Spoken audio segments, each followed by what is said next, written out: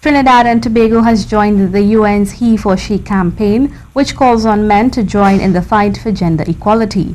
It was during a proclamation and a signing initiative hosted by Port of Spain Mayor Joel Martinez that he commended women for their tireless work and contributions to the society. He also said that we must not forget women who, for one reason or another, are in distressing circumstances.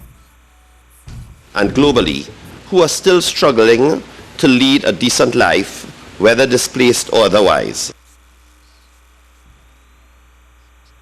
Minister of State in the Office of the Prime Minister, Ayanna Webster Roy, praised the mayor for his initiative and said the signing sets a precedent for the younger generation to emulate where gender relations are concerned. Signal you are sending to the younger generation.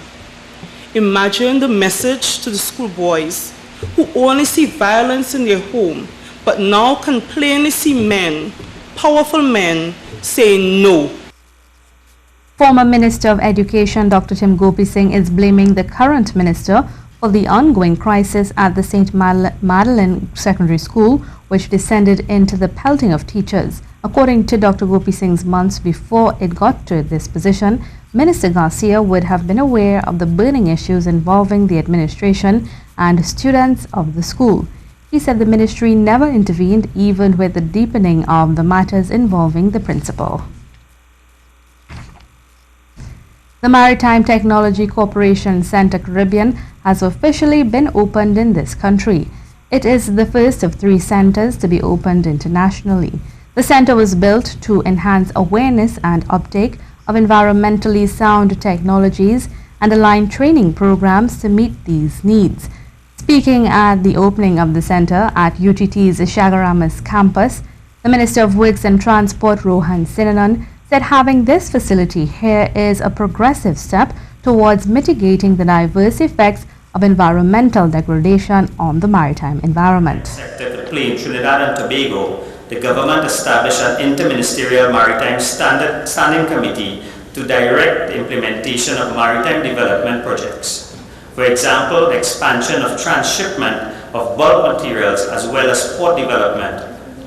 One can therefore see that a pristine environment is fundamental to the economic sustainability of the maritime industry in Trinidad and Tobago. The Trinidad and Tobago Police Service is committed to serving the women of this country. This was reiterated by Assistant Commissioner of Police Ainsley Garrick, who spoke at the forum hosted by the University of the West Indies St. Augustine campus. The forum was entitled The Safety, Health and Empowerment of Women in Trinidad and Tobago.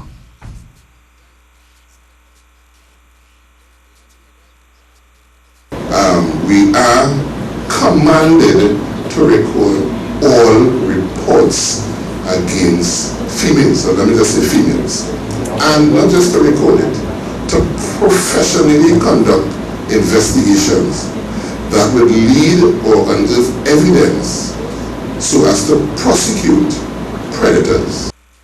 And now the weather with Ian Wallace. After a partly sunny day, tonight you'll see a few cloudy patches coming through, and there's also the chance of a few brief showers, especially across the hills.